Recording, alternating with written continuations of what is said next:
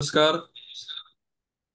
मी सुयोग पाध्ये, रसिक वाचक मंचातर्फे सर्व रसिकांचं आजच्या सत्रामध्ये स्वागत करतो. जे नवीन आहेत त्यांच्यासाठी थोडी माहिती की रसिक वाचक ग्रुप 2021 करोना काळामध्ये भूषण मुळे, सदाशिव कुलकर्णी यासारख्या वाचक प्रेमींनी सुरू केला आणि तो आजपर्यंत आमचे आता जवळजवळ 103 भाग झालेले आहेत. आजचा 104 भाग आहे आणि वाचन संस्कृती वृद्धिंगत व्हावी यासाठी आपण हा ग्रुप सुरू केला होता की विविध पुस्तकांची माहिती होऊन जाईल आणि त्या निमित्तानं वाचन वाढलं जाईल. आजच्या या 104व्या सत्रामध्ये आपल्या वक्त्या आहेत वंदना बोकील कुलकर्णी. तर मनीषा चव्हाण मॅडमना मी विनंती करतो की त्यांनी वक्त्याचा परिचय करून द्यावा. धन्यवाद. धन्यवाद सुयोग. वंदना ताई, नमस्कार. नमस्कार. आपलं रसिक वाचक समूहातर्फे खूप खूप स्वागत आहे आणि अगदी थोडक्यात मी सगळ्यांना परिचय करून देते. मुळात तुम्ही सुपरिचित आहातच, पण काही आमच्या या समूहामध्ये काही नवीन लोक सुद्धा आलेली आहेत, त्यामुळे एक औपचारिकता म्हणून एक तो आपला परिचय वाचून दाखवते. मंडळी, आपलं आजचं सत्र आहे 104 व 104 नंबरचं क्रमांकाचं हे पुस्तक पुष्प आहे गुंफण्यासाठी आलेले आहेत. खास उपस्थित आहेत पुण्यातील एक अभ्यासू व्यक्तिमत्व वंदनाताई, डॉक्टर वंदना बोकील कुलकर्णी. ताईंबद्दल सांगायचं झालं तर मराठी साहित्य क्षेत्रातील एक बहुआयामी, सशक्त आणि प्रभावी असं व्यक्तिमत्व आहे ताईंचं. दूरशिक्षणासाठी 6 पाठ्यपुस्तकांचं लेखन ताईंनी केलेलं आहे.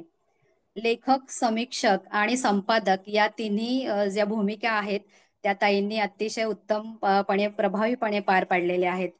त्यांचं प्रकाशित साहित्य आहे संपादित सानिया, निवडक मंगला गोडबोले, कथा यात्रा, कथा दीपावली, पांथस्थ यासारख्या दर्जेदार साहित्य कृतींची निर्मिती ताईंनी केलेली आहे. रोहिणी निरंजनी या सुप्रसिद्ध नृत्यांगणा रोहिणी भाटे यांच्यावर आधारित ताईंनी पुस्तक निर्मिती केलेली आहे आणि या पुस्तकालाच नुकताच राज्य शासनाचा पुरस्कार देखील प्राप्त झालेला आहे. ताईंनी संशोधन आणि समीक्षा लेखनही केलेलं आहे. यामध्ये ताईंचे आवडीचे विषय म्हणजे कथा व नाटक हे विशेष अभ्यासाचे विषय आहेत. 50 पेक्षा अधिक संशोधन, समीक्षात्मक व ललित लेखन जे मराठी वाङ्मयाचा इतिहास, संदर्भासहित स्त्रीवाद, अजून तेंडुलकर, चार चौघी, स्त्रीलिखित मराठी कथा यासारख्या मान्यवर ग्रंथातून प्रकाशित झालेले आहेत. त्याचबरोबर संपादकीय कार्य सांगायचं झालं तर केल्याने भाषांतर या परकीय भाषांमधून थेट मराठीत भाषांतरित साहित्याच्या त्रैमासिकाच्या गेल्या 10 वर्षांपासून ताई शैली संपादक म्हणून कार्य करत आहेत. संवाद सेतू या दर्जेदार दिवाळी अंकाच्या देखील संपादिका आहेत. साहित्यिक सादरीकरण आणि कार्यक्रम त्या नेहमीच करत आलेल्या आहेत. ऊन वेचता वेचता या जनाबाई ते कविता महाजन या स्त्री कवितेच्या सादरीकरणाचा कार्यक्रम ताई करत असतात. समजुतीच्या काठाशी या अरुणाताई ढेरे यांच्या साहित्यावर आधारित कार्यक्रम करत असतात. गोष्टी गौरी आणि एलिनेकच्या अनवट शांताबाई, रानजाई, ओंजळीत जळ तुझेच, आकाशवेडी अशा 30हून अधिक साहित्य त्यांनी सादरीकरण केलेलं आहे.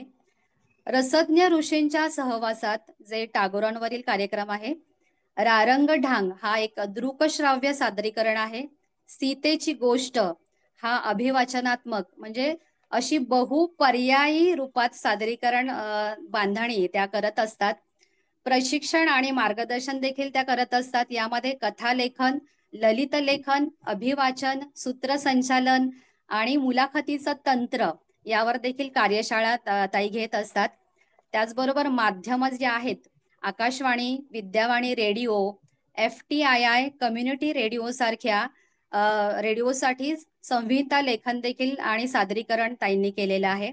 अशा या डॉक्टर वंदना बोकील कुलकर्णी ताई यांचं कार्य फक्त शैक्षणिक कार्यापुरतंच नव्हे तर साहित्यिक आणि सांस्कृतिक क्षेत्रातही त्यांनी अत्यंत व्यापक आणि अभ्यासपूर्ण आणि सर्जनशीलताचं कार्य त्या करत असतात. आणि आपल्या आजच्या या सत्रामध्ये 2 पुस्तकांचं त्या विवेचन करणार आहेत. सीतेची गोष्ट आणि रोहिणी निरंजनी या पुस्तकाबद्दल आपण त्यांच्याकडूनच जाणून घेऊया. तेव्हा वंदनाताई, पुन्हा एकदा आपलं स्वागत आणि सगळी पुढची सूत्र आपल्याकडे. धन्यवाद धन्यवाद. रसिक साहित्य मंचाचा उपक्रम आहे जो हा, तो अतिशय वाखाणण्यासारखा आहे असं मला वाटतं. पुस्तकं लोकांपर्यंत पोहोचण्यासाठी ज्या काय विविध मार्गांनी आपल्याला जाणं शक्य असतं ते सगळे मार्ग चांगल्या पद्धतीने आपण चोखाळले पाहिजेत असं मला वाटतं. मीही अनेक वेळेला पॉडकास्ट वगैरे करते, अशा ऑनलाईन पद्धतीने प्रेक्षक रसिकांशी बोलते. मला आज इथे या रसिक वाचक मंचच्या व्यासपीठावरती आपण माझ्या पुस्तकांवर बोलायची संधी दिली, यासाठी मी आपले सगळ्यांचे मनःपूर्वक आभार मानते. कुठून कुठून आज इथे या झूम मीटिंगमध्ये जॉईन झालेल्या सगळ्या रसिकांचे सुद्धा मनापासून आभार मानते, त्यांचं स्वागत करते आणि अधिक वेळ न घेता माझ्या 2 पुस्तकांवरती मी आज आपल्याशी संवाद साधते. यातलं पहिलं पुस्तक आहे रोहिणी निरंजनी. आपल्यापैकी काही जणांनी ते वाचलं असेल. हे ते पुस्तक आहे आणि करोना काळातच हा रसिक वाचक मंच सुरू झाला आणि हे पुस्तक सुद्धा करोना काळामध्ये लिहिलं गेलं. ह्या एका योगायोगाची मला गंमत वाटते. करोनाच्या काळामध्ये आपण सगळेजण अतिशय एका वेगळ्याच स्वितीमध्ये आणि दडपणामध्ये होतो. पण त्या काळामध्ये माझ्या हातात एक फार सुंदर काम होतं, सर्जनशील काम होतं आणि मला 1.5 वर्ष पूर्णपणे त्याच्यात गुंतवून ठेवेल असं काम होतं. ते म्हणजे रोहिणी भाटे यांचं चरित्र लेखनाचं काम. मुळामध्ये चरित्र लेखन हे आपल्या सगळ्यांना, आपण अनेकांची चरित्र वाचली आहेत. आपल्याला माहिती आहे की चरित्र लेखन ही काही सहजपणे आपल्याला उपलब्ध असलेल्या माहितीतून फक्त कॉपी पेस्ट करायची गोष्ट नसते. ज्या वेळेला आपण चरित्र नायक किंवा नायिका तिचा अभ्यास करायला घेतो, तेव्हा लक्षात येतं की त्यांचं कार्यकर्तृत्व फार मोठं आहे. म्हणजे रोहिणीताईंच्याच बाबत बोलायचं झालं तर त्यांचा जन्म 1924चा, नुकतीच त्यांची जन्मशताब्दी पार पडली आणि 2008 साली त्या गेल्या. म्हणजे त्यांचं क्रियाशील असं जे अ, संबंध चरित्र आहे तेच मुळी 60 पेक्षा अधिक वर्षांचं आहे. त्यामुळे अशा एखाद्या कलावतीचं सगळं जीवन समजून घेणं आणि ते पुस्तकाच्या रूपाने मांडणं हे एक मोठं आव्हान असतं. मुळातच चरित्र ही अखंडितातून एक अखंडित अशा सगळ्या काय म्हणूयात माहितीमधून अखंडित असं चित्र उभं करण्याची जबाबदारी चरित्र लेखकावर असते. माझ्या बाबतीत म्हणायचं झालं तर मी काही संगीत क्षेत्रातली कोणी कलाकार नाही. पण स्वभाव नवीन काम करण्याचा, उत्साहाने करण्याचा असल्याने ज्यावेळेला मला राजहंस प्रकाशनचे दिलीप माजगावकर आणि रोहिणी भाटे यांच्या सूनबाई, प्रसिद्ध कथक नृत्यांगना गुरु क्षमाताई भाटे यांनी विचारलं की तुला आवडेल का हे काम करायला, तेव्हा मी क्षणाचाही विलंब न लावता हो म्हटलं. त्याचं कारण हेच होतं की नवीन काहीतरी आव्हान घेऊन काम करायला आवडेल. दुसरं एक त्याच्या मागचं कारण छोटंसं आणि वैयक्तिक असं आहे की 2002 आणि 2003 या 2 वर्षी मी 2 वेगवेगळ्या दिवाळी अंकांसाठी रोहिणीताईंची मुलाखत घेतली त्यांच्या घरी जाऊन आणि त्या दोन्ही मुलाखतींच्या निमित्ताने मला त्यांचा 10-12 तासाचा सहवास मिळाला. रोहिणीताई अतिशय अभिजात ज्याला म्हणता येईल अशा सुंदर होत्या. आयुष्यभर नर्तिका म्हणून काम केलेलं असल्याने, नृत्यांगना म्हणून संबंध आयुष्य त्याच्याकरता नृत्यासाठीच वेचलेलं असल्यामुळे अतिशय उत्तम असं त्यांचं लवलवतं म्हणूयात आपण, वेलीसारखं असं व्यक्तिमत्व होतं. संस्कृत, हिंदी, इंग्रजी आणि मराठी अशा 4 भाषांवरती त्यांचं प्रभुत्व होतं. त्यामुळे अतिशय सुरेख भाषेमध्ये त्या बोलू शकायच्या. त्यांच्या बोलण्यामध्ये एक रुजुता होती. त्यांच्या व्यक्तिमत्वामध्ये पण एक असा सौम्यपणा होता आणि त्यांना मी थोडंसं असं रंगमंचावर पाहिलं होतं. माझ्या आणि त्यांच्या वयात बरंच अंतर असल्याने ते अर्थातच त्यांच्या उत्तर काळातलं काम होतं आणि विशेष करून ते ज्याला आपण आज डेमॉन्स्ट्रेटिव्ह लेक्चर म्हणतो की थोडंसं सादरीकरण, प्रात्यक्षिकासह व्याख्यान अशा प्रकारचं ते होतं. पण तरीही बैठकी भाव त्यांनी त्यामध्ये ज्या प्रकाराने दाखवले होते त्याच्याने त्यांच्या इतर कोणाही सारखी मी प्रेमात पडले होते. आपल्या आजीच्या वयाची एक व्यक्ती आपल्याला सहजपणे आपल्याशी समतेच्या पातळीवरती येऊन बोलते, हे पण मला खूप आनंददायी आणि समाधानाचं वाटलं होतं. त्या दोन्ही दिवाळी अंकांमधले ते लेख प्रसिद्ध झाले, त्यांच्या मुलाखती प्रसिद्ध झाल्या. मग त्यानंतर ही गानवर्धन नावाची पुण्यामध्ये एक संस्था आहे, ते वेगवेगळ्या प्रहरातलं संगीत ऐकवतात. तर अशा एका ठिकाणी मी त्यांच्या सकाळच्या मैफलीला गेले होते आणि त्यानंतर मात्र त्या वयोमानानुसार आजारपण आणि ह्या सगळ्या चक्रामध्ये अडकल्या आणि 2008 साली त्यांचा मृत्यू झाला. तत्पूर्वी त्यांना संगीत नाटक अकादमीचं अतिशय मानाचं असं म्हटलं जाणारं अवॉर्ड मिळालं 2007 मध्ये. तर ह्या सगळ्या गोष्टी कानावर पडत होत्या, वर्तमानपत्रातनं आपण ऐकतो. त्यांना संगीत नाटक मिळालं त्या दिवशी मला आठवतंय की त्यांना जिलबी आवडायची म्हणून मी जिलबी आणि फुलांचा गुच्छ घेऊन त्यांना भेटायला गेले होते. पण अशा ह्या मोठ्या दिग्गज, खऱ्या अर्थाने दिग्गज म्हणता येईल, कारण आज आपण दिग्गज हा शब्द इतका सैलपणाने वापरतो, म्हणून मी मुद्दाम म्हणते की खऱ्या अर्थाने ज्याला दिग्गज म्हणता येईल अशा एका कलावतीचं चरित्र लिहायला मिळेल अशी काही तेव्हा मला कल्पना नव्हती. पण त्यांचा जो एक प्रभाव माझ्या मनावरती पडला होता, जे इम्प्रेशन म्हणतो आपण पहिल्या भेटीत झालेलं, त्यामुळे मी हे काम करायला उद्युक्त झाले. 2-3 महिने सगळी चरित्र साधनं आपण जमवतो ना, कुठून कुठून काय काय माहिती मिळेल, घरच्या लोकांना भेटणं, त्यांच्याकडून काही घेणं, त्यांच्या संस्थेत नृत्य भारती नावाची त्यांची जी संस्था आहे त्या संस्थेतून काही मिळतंय का, अशी सगळी जमवाजमव चालू असताना मार्चमध्ये अचानक लॉकडाऊन सुरू झाला आणि मग पंचाईत अशी झाली की प्रवास करण्यावर बंधनं आली. त्यामुळे रोहिणीताई अनेक वेळेला दिल्लीच्या कथक केंद्रामध्ये त्यांनी काम केलेलं आहे. तिथे कथक केंद्रात त्यांचा खूप मोठा फोटो लावलेला आहे आणि आपल्या मराठी लोकांना अभिमान वाटावा अशी ती गोष्ट आहे. पण ते काही जाऊन तेव्हा बघता आलं नाही. पण दुसरी बाजू त्याची अशी होती की अनेक मोठे कलाकार म्हणजे पंडित सुरेश तळवलकर, तबलावादक आझाद किंवा इतर अनेक लोक ज्यांनी रोहिणीताईंच्या बरोबर साथसंगत केली होती, ज्यांनी त्यांच्याबरोबर कधी काही विशिष्ट देवाणघेवाण त्यांची झालेली होती, अशी सगळी माणसं घरी भेटली आणि त्यांच्याशी फोनवरनं प्रदीर्घ अशी चर्चा, संभाषणं झाली. त्यांच्याच परवानगीने ते फोन रेकॉर्ड करून घेतले आणि मग मी नंतर असं तुकड्या तुकड्यातून वेगवेगळ्या लोकांच्या मनामध्ये असलेल्या, आठवणीत असलेल्या रोहिणीताई समजून घ्यायचा प्रयत्न करायला लागले आणि त्या सगळ्या ह्याच्यातून जवळजवळ 6-8 महिन्यांनी प्रत्यक्ष लेखनाला सुरुवात झाली. तोपर्यंत वेगवेगळ्या लोकांशी बोलणं, अशा मी जवळजवळ 75 लोकांशी बोलले. म्हणजे त्याच्यामध्ये रोहिणीताईंच्या नृत्यांगना ज्या त्यांच्या ग्रुपमधल्या होत्या, त्यांचे पोशाख करणारे, अ, प्रकाश योजना करणारे, त्यांच्यासाठी संगीत बांधणारे, इतक्या विविध प्रकारचं काम त्याच्यासाठी करणाऱ्या अनेक लोकांना, त्याच्यामध्ये अगदी ज्येष्ठ कवी अशोक वाजपेयींपासून ते अगदी अलीकडच्या काळातल्या तरुण कलाकार म्हणजे तेव्हा राजू पळसुले म्हणजे पंडित रामदास पळसुले अगदी लहान होते वयाने, त्यांच्यापर्यंत अनेक लोकांशी माझं बोलून झालं. आणि त्या बोलण्यातून माझ्या लक्षात आलं की या सगळ्यांच्या मधनं एक सामायिक गोष्ट अशी कळतेय की रोहिणीताई अत्यंत अभिजात, रुजू, सुसंस्कृत असं व्यक्तिमत्व होतं आणि त्यांचा सातत्याने नृत्याविषयीचा विचार चालू होता. त्या जनाबाईचा एक अभंग आहे ना की देव खाते देव पिते देवावरी मी निजते, तसं रोहिणीताईंच्या बाबतीत म्हणावं असं होतं की नृत्य खाते नृत्य पिते, इतका अहोरात्र त्या नृत्याचा विचार करायच्या. त्या प्रभात रोडला कमला नेहरू पार्कमध्ये सकाळी फिरायला जायच्या, तर तेव्हा सुद्धा त्या बोटाने मात्रांचे हिशेब करत असायच्या. इतकं सारखं म्हणजे शेवटच्या श्वासापर्यंत त्या नृत्यामध्ये होत्या. एवढंच नाही तर रोहिणीताईंच्या अजून एका कामाचं म्हणजे आपल्याला बऱ्याच जणांना माहिती नसतं, विशेषतः आपण नाटक जेवढं थिएटरमध्ये तिकीट काढून जाऊन पाहतो तसे नृत्याचे कार्यक्रम आजही बघत नाही. खरं म्हणजे आपल्या घरातल्या मुली आज नृत्य शिकतात, कोणत्या ना कोणत्या शैलीचं शास्त्रीय नृत्य शिकणाऱ्या मुली आजूबाजूला नात्यात असतात, पण तरीही अजून नृत्य बघायला जावं अशी काही परंपरा निर्माण झाली आहे सशक्त असं दिसत नाही. त्या मानाने संगीत महाराष्ट्रामध्ये खूप रुजलंय.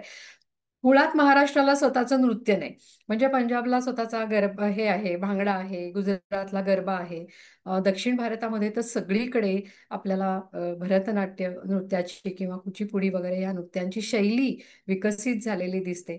तशी महाराष्ट्राला स्वतःची नृत्यशैली नाही. कधीतरी कोळी नृत्य आणि शेतकरी नृत्य वगैरे केलं असेल तर ती गोष्ट वेगळी, पण सगळा समूह मिळून एक विशिष्ट प्रकारचं नृत्य करतोय असा स्वभाव महाराष्ट्राचा नाही.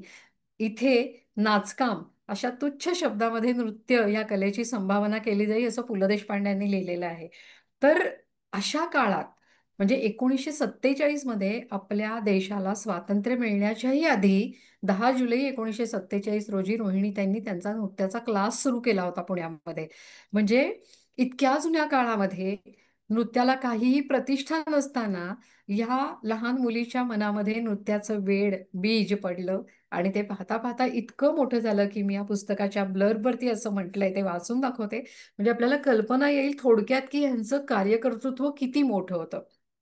मी असं म्हटलंय या ब्लर्बमध्ये, ज्या भूभागात यापूर्वी कधीही नृत्य नव्हतं, तिथे भगीरथ प्रयत्नांनी कथक नृत्य प्रस्थापित आणि प्रतिष्ठित करणाऱ्या, परंपरेची आणि अभिजाततेची मूल्य उजागर करणाऱ्या, पारंपरिक कथक नृत्यकलेला काल समांतर आशयाची संपन्नता बहाल करणाऱ्या रोहिणीताईंनी कलेचं उच्च स्तरावरचं व्यापक, सखोल आणि सौंदर्यशाली वैभव दाखवलं. जाणीजे यज्ञकर्म या भावनेनं त्यांनी हा नृत्य यज्ञ आयुष्यभर श्रद्धापूर्वक केला.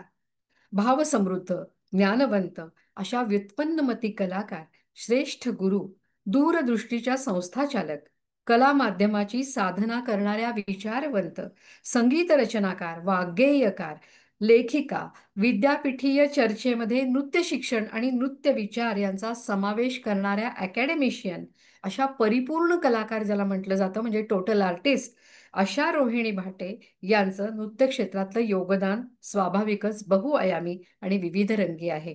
त्यांच्या प्रातिभ कला जीवनाचा वेधक पट म्हणजे रोहिणी निरंजनी. तर ह्या सगळ्या विशेषणांमधून आपल्या लक्षात आलं असेल की त्यांना स्वतःला संगीताचं ज्ञान होतं. त्या वसंतराव देशपांड्यांकडे अनेक वर्ष त्यांनी बाकायदा तालीम घेतली होती.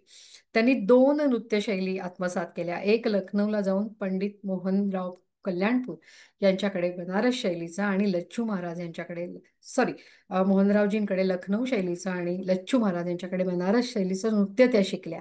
या दोन्हीही नृत्य शैलींमधलं जे उत्तम होतं ते आपल्यामध्ये त्यांनी रुजवून घेतलं आणि शिकता शिकता दुसरीकडे त्या आपल्या मुलींना शिकवत राहिल्या. कारण ज्या काळात त्यांनी क्लास सुरू केला त्यावेळेला त्यांना हे माहिती होतं की माझ्याकडे नृत्यकलेचं पुरेसं ज्ञान नाही. आणि कथक नृत्य ही मुळामध्ये दिल्लीमध्ये उगम पावलेली नृत्यशैली, म्हणजे उत्तर प्रदेशामध्ये, तिथून ती महाराष्ट्रामध्ये कथकची गंगा त्यांनी खेचून आणली असं त्यांच्याविषयी अत्यंत गौरवानं म्हटलं जातं. तर अशा प्रकारचं 20-22 वर्ष सातत्याने एकीकडे शिक्षण घ्यायचं आणि दुसरीकडे विद्यार्थिनी तयार करायच्या असं काम त्यांनी केलं. त्यामुळे नृत्यगुरू म्हणून तर त्यांना मान्यता आहेच. पण आज महाराष्ट्रातल्या गल्ली बोळांमध्ये आपल्याला शास्त्रीय नृत्याचे वर्ग दिसतात. तिथे शिकणाऱ्या अनेक मुली दिसतात आणि आपण कौतुकाने म्हणतो की आमची मुलगी शास्त्रीय नृत्य करते, शिकते. तर ह्या सगळ्याचं मूलभूत काम, पायोनियर असं ज्याला म्हणता येईल, हे रोहिणी भाटे यांनी केलं. त्याही दृष्टीने मला त्यांच्या चरित्र लेखनाचं आकर्षण वाटलं. आता चरित्र लेखन करताना कसं असतं ना, की मी मगाशी म्हटलं तसं अनेक गोष्टी तुमच्या समोर असतात. तुम्हाला निवड करावी लागते.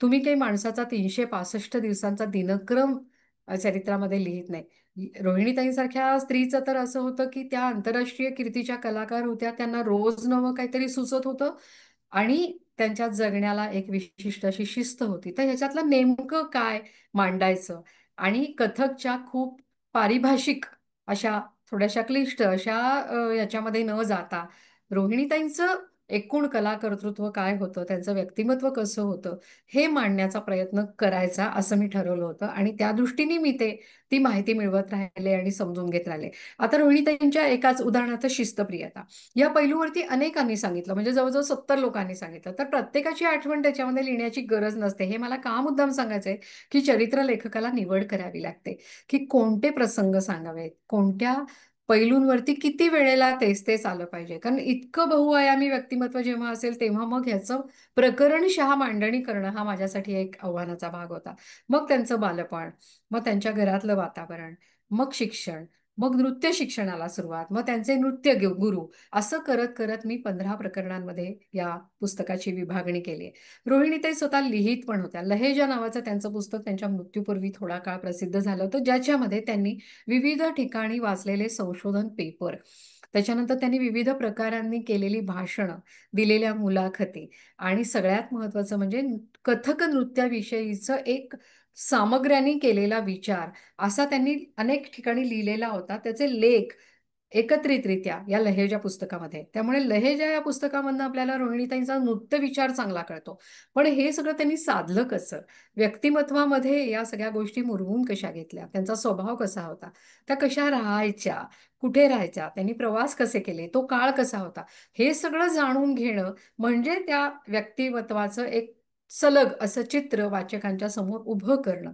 हा सगळा भाग करण्यासाठी मला अर्थातच रोहिणी त्यांच्या कुटुंबियांची खूप मदत झाली आणि क्षमाताई भाटे या त्यांच्या स्नुषा आणि त्यांचे चिरंजीव सनत कुमार भाटे या दोघांनी मनमोकळेपणाने सगळं म्हणजे हातचं राखून न ठेवता गप्पा झाल्या. तासन तास आम्ही या विषयावरती बोललोय आणि मग ते सगळं ऐकून पुन्हा त्याच्यातलं नेमकं काय ते निवडून मग सलगपणे रोहिणीताईंच्या व्यक्तिमत्वाचा वेध घेण्याचा प्रयत्न करता आला असंच मी म्हणते. कारण कोणताही माणूस तुम्हाला शब्दांच्या चिमटीमध्ये सगळंच्या सगळं पकडता येतं असं नसतं. पण आपला प्रयत्न प्रामाणिक असला पाहिजे आणि जेव्हा आपण एखाद्या दिग्गज व्यक्तीबद्दल लिहितो त्यावेळेला तिच्या कार्यकर्तृत्वावरती आपलं लक्ष अधिक असलं पाहिजे. कारण प्रत्येकाच्याच जगण्यामध्ये माणूस म्हणून कमी अधिक गोष्टी असतात, थोडंसं न अधिक होत असतं. तर ह्या सगळ्याकडे किती आणि कसं बघायचं याचा एक दृष्टिकोन आपण स्वतःच्या मनाशी ठेवणं हे खूप महत्वाचं असतं. म्हणजे खूप भावभक्तीने लिहिलंय, भारून जाऊन लिहिलंय असंही करणं टाळायचं असतं आणि खूप कोरडेपणाने लिहिलंय, फक्त त्यांच्या कामाबद्दल लिहिलंय हेही टाळायचं असतं.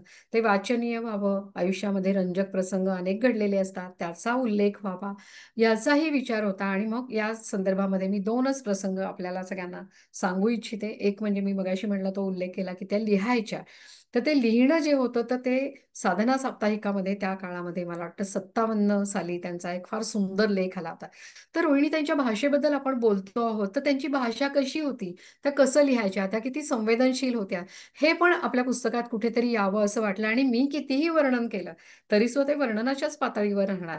तर प्रत्यक्षच रोहिणीताईंचा एखादा लेख आपल्याला पुनर्मुद्रित करता येतो का असा विचार केला आणि सुदैवाने माझ्या प्रकाशकांनी त्यासाठी वाढीव पानं जी होतील त्याला परवानगी दिली आणि म्हणून मी रोहिणी त्यांचा 56-57 साली साधना साप्ताहिकात प्रकाशित झालेला एक लेख मुद्दाम या माझ्या पुस्तकात छापला. आणि मग चरित्र लेखनामध्ये शेवटी जीवनपट देण्याची पद्धत असते आणि तो द्यावा, जरूर द्यावा. कारण त्या व्यक्तीच्या आयुष्यातल्या महत्वाच्या घटनांचा एक सलग असा आलेख आपल्याला त्यामुळे पाहायला मिळतो. तर तो जीवनपट सुद्धा मी याच्यामध्ये दिला. आणि आणखीन एक महत्वाची गोष्ट अशी घडली की रोहिणीताई गेल्यावरती त्यांच्या नावाने पुणे महानगरपालिकेमध्ये नृत्यासाठी 2 पुरस्कार अ, ठेवले क्षमाताई भाटे यांनी. त्यानंतर रोहिणीताई जिथे राहत होत्या त्या चौकाला गुरु रोहिणी भाटे असं अ, नाव दिलं गेलं. रोहिणीताईंच्या नावाने दरवर्षी अ, क्षमाताई एक संस्मरण नावाचा कार्यक्रम करतात आणि ज्या दिवशी रोहिणीताईंचा मृत्यू झाला त्या दिवशी दिवसभर अ, तु क्षमाताई भाटे यांच्या संस्थेमध्ये नादरूप नावाची त्यांची संस्था आहे तिथे अखंड घुंगरूनाद होतो. गुरुपौर्णिमेच्या दिवशी सुद्धा होतो. आता मी जो उल्लेख करते त्या 2 प्रसंगांचा मी तुम्हाला सांगते की रोहिणीताईंना गुरुपौर्णिमेच्या निमित्ताने गुरुबाजी नका करू असं त्यांचं म्हणणं होतं. संगीत नृत्याच्या क्षेत्रात आपण खूप बघतो की सारखं कुठेही गुरु दिसला तरी त्याचे पाय शिवणं असतं वगैरे वगैरे. तर त्यांना ते फारसं रुचत नसे मनापासून. त्या म्हणायच्या त्यापेक्षा तुम्ही रियाज करा, त्यापेक्षा तुम्ही तत्कार करा. आणि त्या स्वतः असं म्हणायच्या की रियाज केल्याशिवाय माझा जेवणावर हक्क नाही असं मी समजते. हे मूल्य आहे, ही व्हॅल्यू आहे, ही त्यांनी आपल्या शिष्यांमध्ये रुजवली असं आपल्याला दिसतं. कारण सगळ्या जणी पुन्हा पुन्हा याचा उल्लेख माझ्यापाशी करत होत्या. दुसरी एक गोष्ट महत्वाची म्हणजे गुरुपौर्णिमेला तेच तेच नाही करायचं. आपल्याला माहिती आहे सगळीकडे गुरुपौर्णिमेला गुरुनी शिकवलेलं त्याला ती सोंजळ अर्घ्य म्हणून अर्पण करण्याची एक परंपरा आहे. रोहिणीताई म्हणायच्या तुम्ही नवीन काहीतरी रचा आणि नवीन काहीतरी दाखवा. आणि हे अगदी पहिल्यापासून त्या करायच्या. आणि त्या स्वतः सुद्धा नवं काहीतरी रचून त्यांच्या गुरूंना ते अर्पण करायच्या. मला हे फार महत्वाचं वाटतं की कलाकारामधलं सर्जन हे सतत चालू राहिलं पाहिजे, त्याला चालना मिळत राहिली पाहिजे.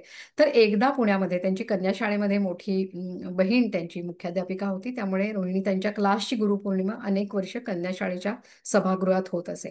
तर तिथे पुण्यामधले अनेक नामवंत त्या गुरुपौर्णिमेच्या कार्यक्रमाला मुद्दाम यायचे. आणि सुरुवातीला गुरुपौर्णिमेचा एक ठरलेला कार्यक्रम झाला की मग तिथे गाणी, गप्पा, भेंड्या लावणं, इतर काही काही कोणाला सुचते अशी रात्र जागवणं असायचं. किती छान आहे हे सगळं, ही वातावरणच मला खूप आकर्षक वाटलं ते ऐकून. तर त्यामध्ये एकदा प्रसिद्ध भाषातज्ञ डॉक्टर अशोक केळकर हजर होते. आणि केळकर नेहमीच रोहिणी त्यांचे ते मोठे ॲडमायरर ज्याला म्हणतो आपण अ, ते होते.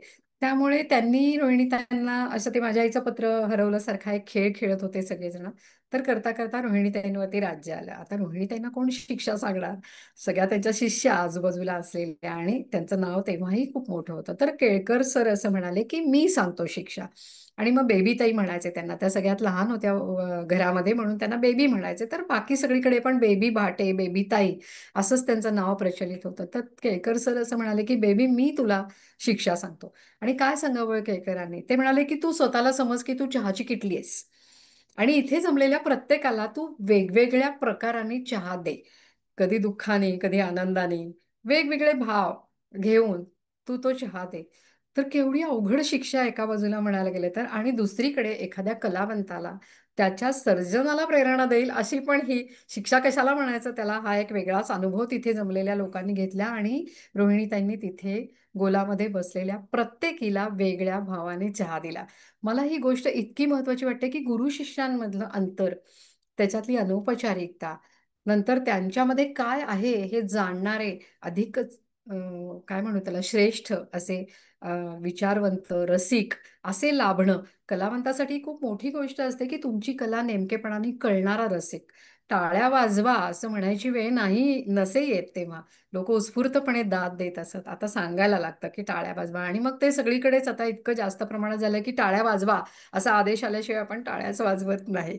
पण मला हे सगळं वाचताना असं लक्षात आलं, आणि विशेष करून लिहिताना, की अरे, इतक्या मोठ्या, इतक्या कष्टातून कला साध्य करून यांनी प्रवाहाविरुद्ध पोहून किती हासिल केलं, किती गोष्टी मिळवल्या, याची बूज आपण कशी राखतो आहोत आज.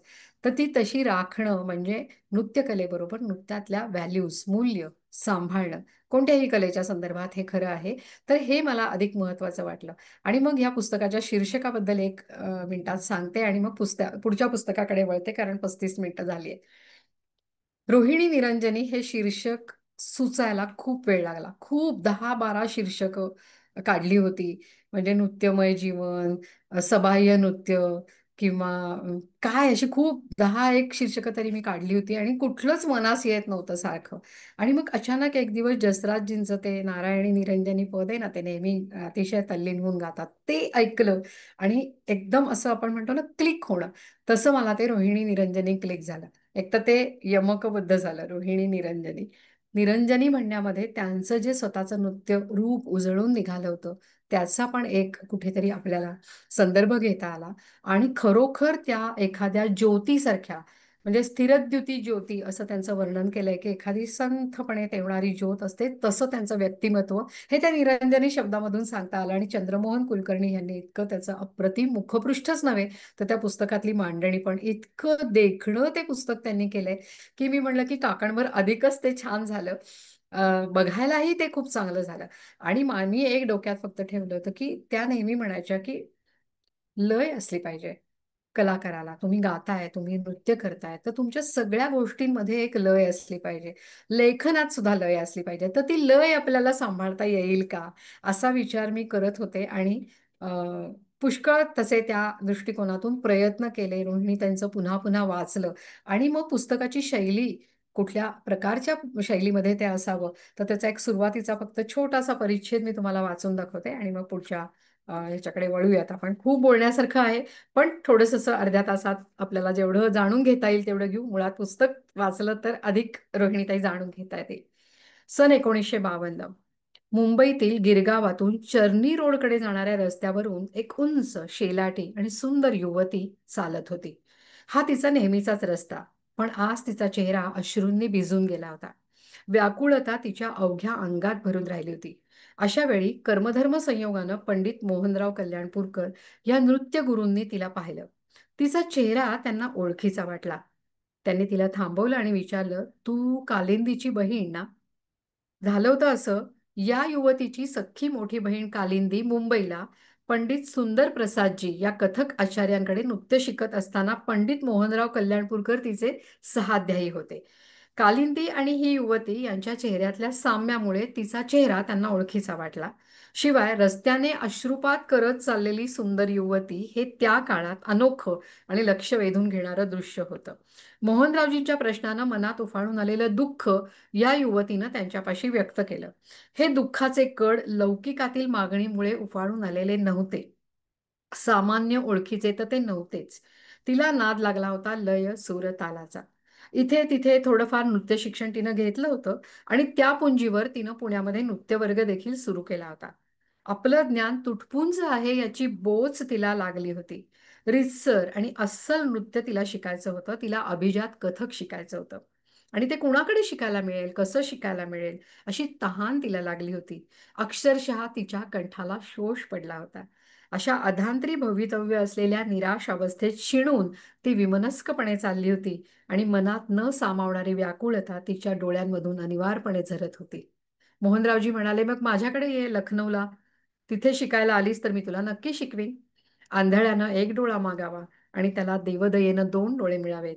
तशी निराशेनं झाकोळून गेलेल्या या युवतीच्या मनाला प्रकाशाची वाट दिसली आणि तिथून सुरुवात झाली तिच्या खडतर नृत्य साधनेला. ही माझ्या पुस्तकाची सुरुवात आहे. अजून एक मला मजा तुम्हाला सगळ्यांना सांगायला आवडेल ती अशी की रोहिणी त्यांनी लहेजामध्ये इतकी मंत्र वाटावा अशी वाक्य लिहिलेली आहेत. तर मी माझ्या प्रत्येक प्रकरणाच्या सुरुवातीला रोहिणीताईंचंच एक वाक्य उद्धृत कोट म्हणून प्रकरणाच्या सुरुवातीला ते घेतलं आणि ते असं निवडलं की त्या प्रकरणामध्ये काय मांडलंय त्याच्याशी ते सुसंगत असेल. आणि त्याच्याहीसाठी मी म्हणलं ना की मला त्यांनीच इतकी मदत केली की सर्व दृष्टींनी एखादी गोष्ट आपल्या मनासारखी होण्यासाठी कसे हातभार लागतात, तर तसा तो हातभार मला त्यांचा सुद्धा खूप काय मनःपूर्वक असा मिळाला लागला. क्षमाताईंनी तर मला इतकी मदत केली की माझ्या घराजवळ त्या राहतात. त्यामुळे मी अनेक वेळेला रात्री त्यांच्या घरी जायची आणि त्यांना म्हणायची की हे हे काय आहे, हे आमद परण वगैरे काय आहे, मला नाचायचं नाहीये पण मला निदान तुम्ही दाखवा तरी, की मला त्याच्यातला फरक कळला पाहिजे. तर त्यांनी मला रात्री नाचूनही दाखवलंय.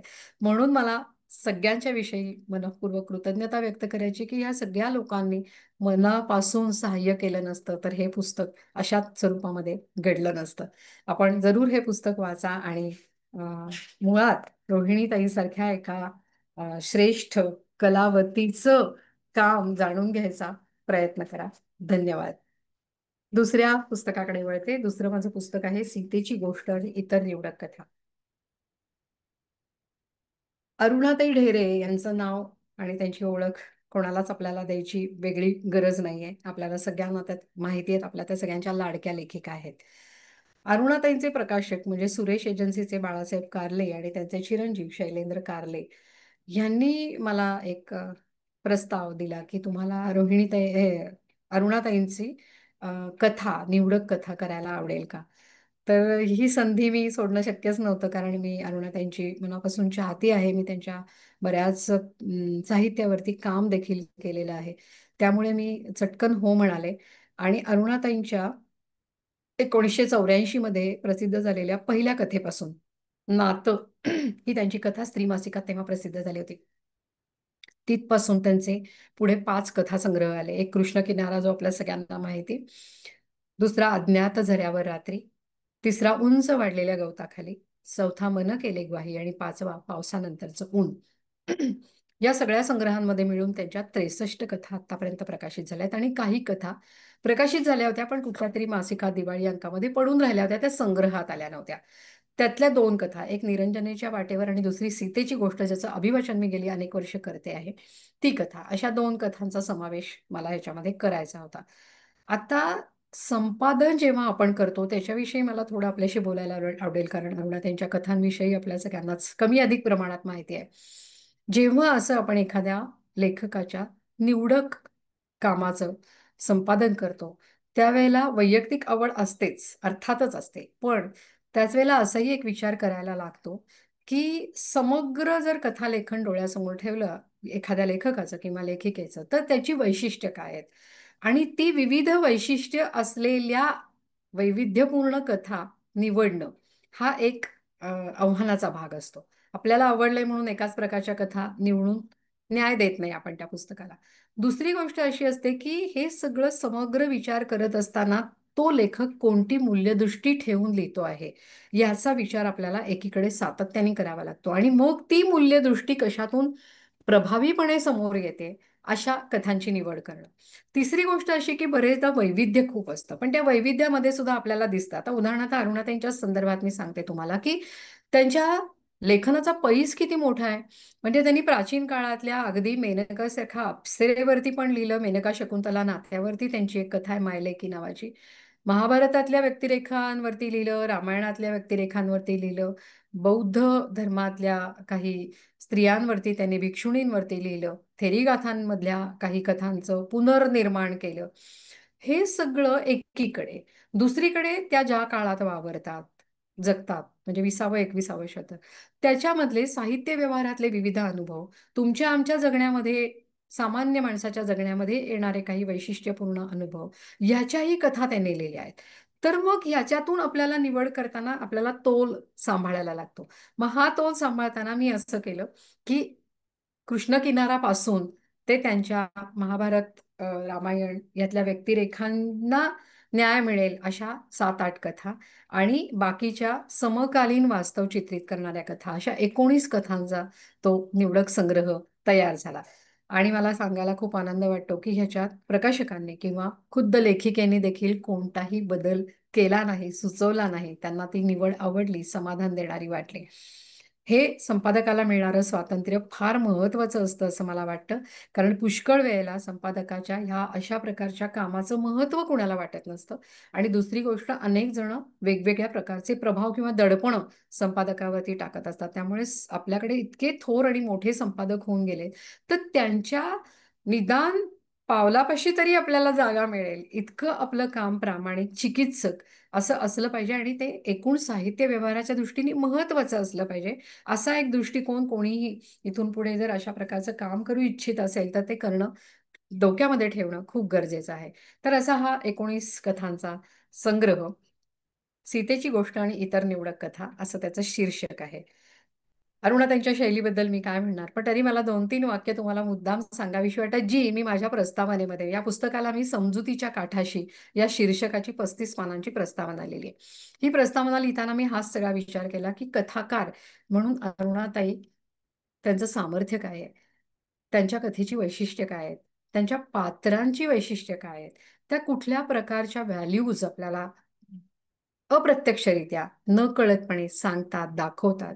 तर ह्या सगळ्याचा मिळून एक समग्र असा काय विचार आपल्याला दिसतो. आणि मग जी मराठीची मोठी कथा परंपरा आहे आपल्याकडे दिसणारी, त्या कथा परंपरेमध्ये त्यांचं स्थान काय आहे, इतका सगळा विचार बारकाईने जेव्हा आपला होतो करून, त्यावेळेला मग ती प्रस्तावना, ज्याला आपण चिकित्सक अभ्यासपूर्ण अशी म्हणतो, त्या प्रकारची होते.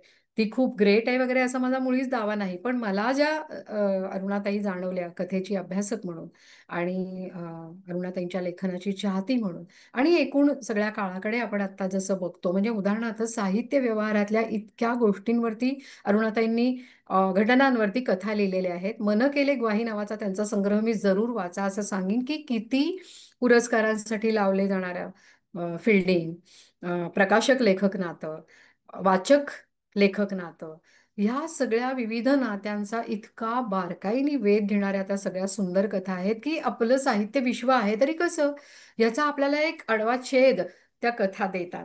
आणि हे मला खूप वैशिष्ट्यपूर्ण वाटलं, कारण अशा प्रकारच्या केवळ साहित्य विश्वातल्या घटनांना केंद्रस्थानी ठेवलेल्या कथा मराठीत फारशा नाहीत. त्यामुळे ते मला महत्त्वाचं वाटलं. त्याच्यातल्या मी पुष्कळ निवडल्या आहेत. मी जी म्हणलं प्रस्तावनेमधली 2-3 वाक्य ती मी तुम्हाला अगदी वाचून दाखवते आणि मग पुढच्या कथांकडे आपण वळू. स्वतःच्याच प्रेमाचा फास तुला बसलाय, तो तू स्वतःच सोडवला पाहिजेस. अज्ञात झऱ्यावर रात्रीमधल्या नायिकेला तिची मैत्रीण सांगते आहे. आता स्वतःच्या प्रेमाचा फास बसला ही संकल्पना समजायला खूप अवघड आहे. पण आपण कित्येक वेळेला त्याच त्याच उंदीर एखाद्या पिंजऱ्यामध्ये अडकावा तशा पिंजऱ्यामध्ये, भोवऱ्यामध्ये अडकलेलो असतो. त्याच्यातून बाहेर काढायला अशी कोणाची तरी सहृदय मदत लागते.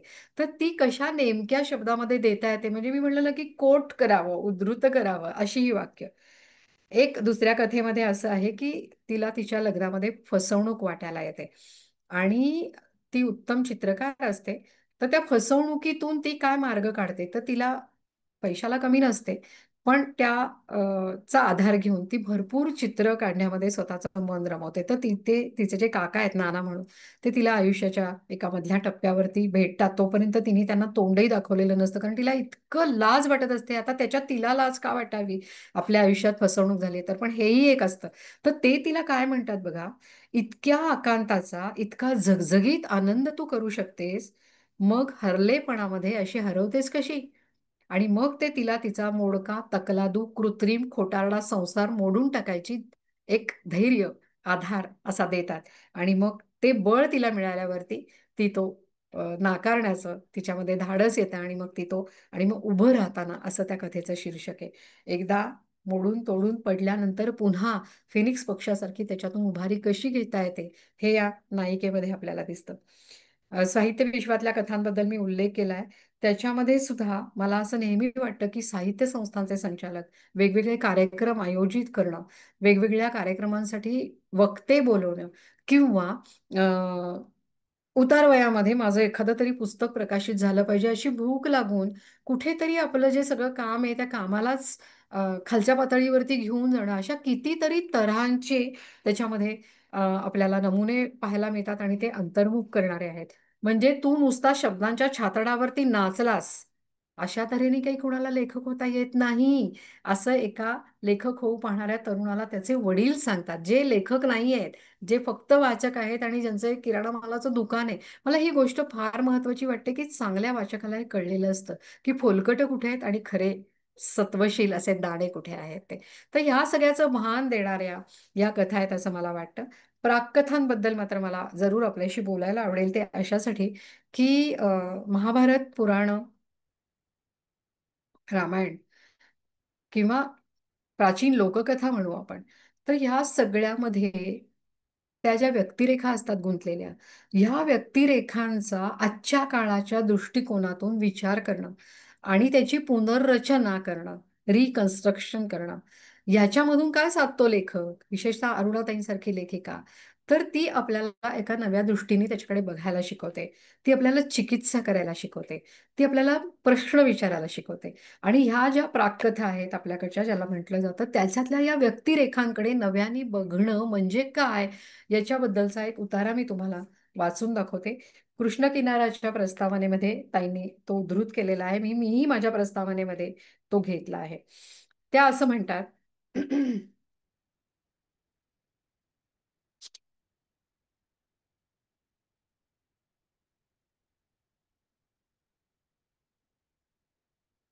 आपल्या प्राचीन साहित्याच्या अद्भुत जगाचा शोध घेताना अंधाऱ्या तळघरात मरून पडलेल्या पुष्कळ बायका मला दिसल्या.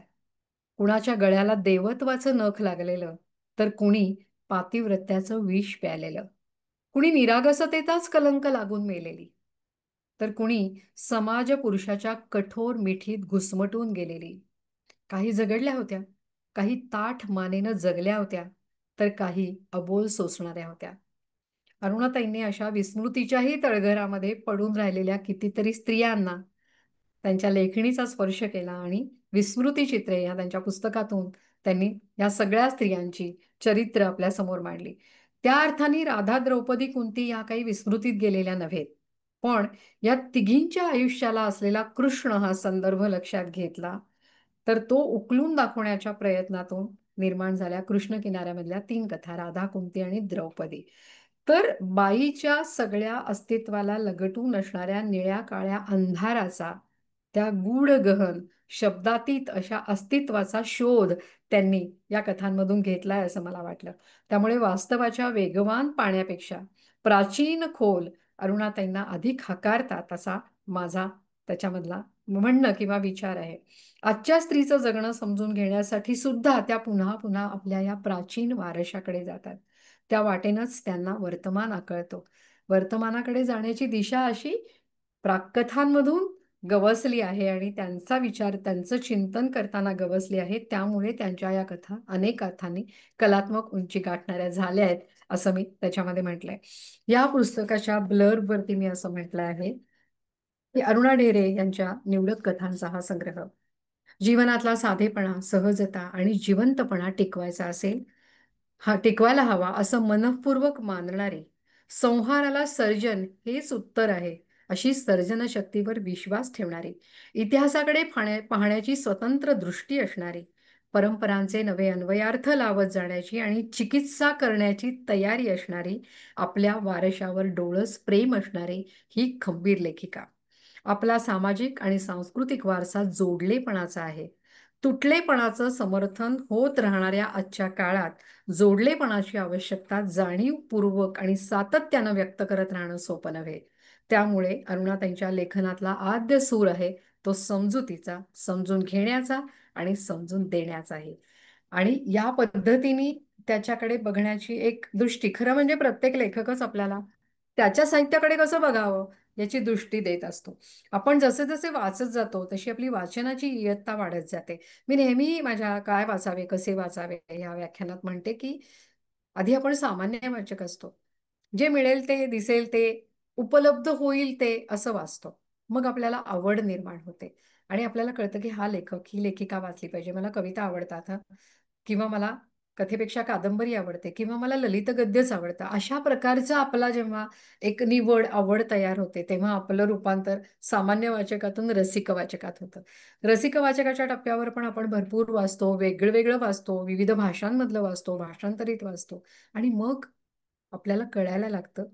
पहिली 10-15 पानं वाचली की कळतं की हे मला लेखन काय उंचीचं आणि काय खोलीचं आहे. आणि हे एकदा तुम्हाला कळायला लागलं की तुमच्या वाचनाची गती वाढते. तुम्ही नेमकं, मोजकं असं वाचायला सुरुवात करता. या टप्प्यावरती तुम्ही विचक्षण वाचकामध्ये रूपांतरित होता. असा जो सामान्य वाचक, रसिक वाचक आणि विचक्षण वाचक हा जो प्रवास आहे, तो मला वाचनाच्या संदर्भात खूप महत्त्वाचा वाटतो आणि ह्या प्रवासाला आपण एकदा लागलो की तो सगळा आनंददायी प्रवास आहे. आता आपल्याला माहिती आहे की इतकी पुस्तकं दर दिवशी प्रकाशित होत आहेत, की आपण आपल्या 2 डोळ्यांनी आणि एका आयुष्यात किती वाचणार आहोत? किती शक्य आहे आपल्याला वाचणं? अखंड वाचलं तरी सुद्धा आपण हे सगळं वाचू शकणार नाही. मग काय करायचं? हा अथांग समुद्र आहे. तर माझा किनारा मला कळला पाहिजे आणि त्या किनाऱ्यावरची ओंजळ मी आपली केली पाहिजे. कारण सगळा समुद्र प्राशन करणं तर शक्यच नाही आपल्याला. तर ही आपली ओंजळ कुठली, आपला किनारा कुठला हे कळणं म्हणजे आपलं विचक्षण वाचकामध्ये रूपांतर होणं. म्हणजे मग आपण नेमकं वाचतो, मोजकं वाचतो, आपल्या स्वतःला काहीतरी मिळेल, आपल्यात काहीतरी भर पडेल, आपलं उन्नयन होईल, असं काहीतरी आपण वाचतो. मुळामध्ये कलांचा आस्वाद आपण का घेतो? तर कलांच्या आस्वादामधून तुम्हाला जो आनंद मिळतो, त्याला आपल्याकडे ब्रह्मानंद सहोदर असं म्हटलंय. तो आनंद देता वाटता येत नाही. तो घेता येतो फक्त आणि तो आपला आपण कमवावा लागतो. कितीही इच्छा झाली तरी मला मिळालेला वाचनातला आनंद मी पोहोचवायचा प्रयत्न करेल, पण तो तसाच्या तसा पोहोचेल असं नसतं. तर तो मिळवायचा आपणच आहे आणि तो ब्रह्मानंद का? तर तो लौकिक आनंदापेक्षा वेगळा आनंद आहे, अधिक वरच्या पातळीवरचा आनंद आहे. कारण साडी, गाडी घेतल्याचा आनंद माझ्या विद्यार्थिनी इथे काय-काय त्यांना हे माझं वाक्य अगदी माहिती असणार आहे, की साडी किंवा गाडी घेतल्याच्या आनंदापेक्षा हा आनंद वेगळा आहे. हा लौकिक आनंद नाहीये, हा अलौकिक आनंद आहे. त्यामुळे या आनंदाची चोरी होत नाही. आपल्यासारखी साडी दुसऱ्याच्या अंगावरती दिसल्यावरती वाटणारं वाईट तिथे नसतं किंवा तो कुठल्याही पद्धतीने डागाळत नाही. तो जितका देऊ तितका वाढतो. ज्ञान दिल्याने वाढतं असं म्हणतात तसा. असा तो आनंद असल्याने वाचनाचा हा आनंद मिळवत राहणं आणि सातत्याने ती आपली सवय होणं, तो आपला श्वास होणं, ही मला गरजेची गोष्ट अधिक वाटते. आणि खूप वाचणारा माणूस कोणत्यातरी एका टप्प्यावरती लिहायलाही लागतो. तर ते लिहिणं वेगळं असेल का?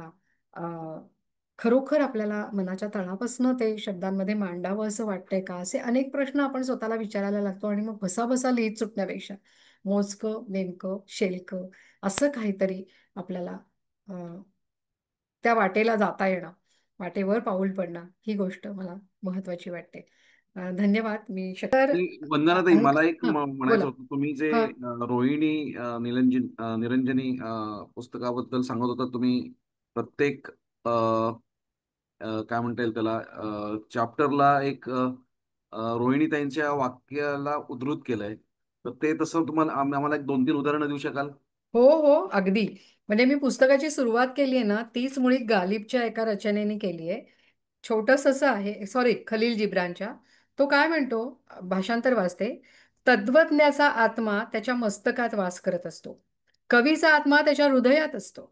गायकाचा आत्मा त्याच्या कंठाच्या अवतीभोवती वावरतो, परंतु नृत्यकाराचा आत्मा त्याच्या अणुरेणूत अवघ्या शरीराला व्यापून राहिलेला असतो. आणि हे 100% खरं आहे. नखशिखांत अ, नर्तक हा नृत्यामध्ये बुडून गेलेला असतो. पहिलं जे प्रकरण आहे त्याच्यासाठी मी असं लिहिलंय, लहेजामधलंच त्यांचं वाक्य आहे. प्रत्येक प्रकरणालाच दिलेली आहे. बुद्धिमान आणि अंतर्मुख माणसाला आपली ओळख मुळातच थोडीशी अधिक असते. बघा हा, बुद्धिमान आणि अंतर्मुख माणसाला आपली ओळख मुळातच थोडीशी अधिक असते व प्रत्येक जागृत क्षणी ती ओळख अंशांशानं वाढत असते अशी माझी धारणा आहे. आणि हे वाढणं आणि जन्मापासूनचा त्यांचा शालेय शिक्षणापर्यंतचा प्रवास या प्रकरणाशी मला ते जोडून घ्यावंसं वाटलं आणि म्हणून मी ते घेतलं. आई नर्तनशिले या प्रकरणाच्या सुरुवातीला मी असं म्हटलंय की माझ्यातल्या मीचा कुठल्याही संदर्भात कुठल्याही कोनातून मी जेव्हा विचार करते तेव्हा सगळीकडे नृत्याचीच प्रभा, नृत्याचेच कवळसे मला पडलेले दिसतात. इतकं नृत्यमय जगणं असलेली स्त्री दुसरं काही करूच शकणार नाही असं मला वाटतं. आणखीन एक प्रकरण आहे, रुजवण असं मी त्याचं नाव दिलंय, की कसं त्यांनी शिष्यांमध्ये रियाजाचं महत्त्व पटवलं त्याबद्दल त्या असं लिहित आहेत. रियाज हा सराव आहे, मेहनत आहे, हे खरंच. पण उत्तम प्रकारे आणि निष्ठेने केलेला रियाज प्रत्यक्ष स्फूर्तीचं रूप घेतो, योग्य भान आणि नजर देतो. नृत्य सौंदर्याची अनेकानेक दालनं खोलत रियाज साऱ्यांनाच गर्भागाराची वाट दाखवतो. एका अर्थानं रियाज म्हणजे गुरुच नाही का? इतका त्यांचा रियाजावरती विश्वास होता आणि सगळ्या कलांच्या बाबतीत आहे. आपण झाकीर हुसेन साहेबांचं ऐकलंय ना, की 16-16 तास ते तबला वाजवायचे. तर हे कुठून येतं? म्हणजे हातामध्ये एवढी जादू निर्माण होण्यासाठी मेहनतीला, रियाजाला, साधनेला काही पर्यायच नाहीये. आणि अशाच प्रकारची अनेक हे दिलेत मी त्याच्यात. थोडासा वेळ असला तर मला रोहिणी निरंजनी मधला अगदी शेवटचा जो भाग आहे तो वाचून दाखवायला आवडेल आपल्याला, की नृत्यमय जगणं म्हणजे काय होतं त्यांचं हे समजावं म्हणून. नक्की नक्की. नक्की वाचू.